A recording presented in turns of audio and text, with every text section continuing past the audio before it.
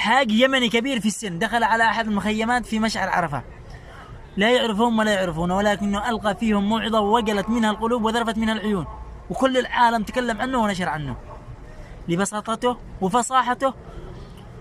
وإحنا كنفتخر فيه كيمني. أنا بحط لكم المقطع هنا وأنتم اعطونا رأيكم، هل هذا اليمني يستحق الدعم والمشاركة؟ وكل الضجة الإعلامية اللي حصلت وكل المقاطع اللي نشروه يستحق ولا ما يستحق؟ أنا بعطي مثقال ذرة شرا يره، الذهب بالجرام والعمل بالذرة.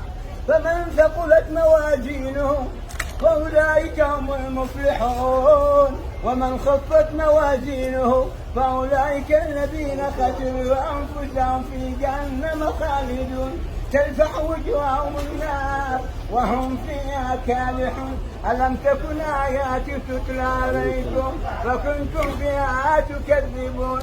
قالوا ربنا غلبت علينا شقوتنا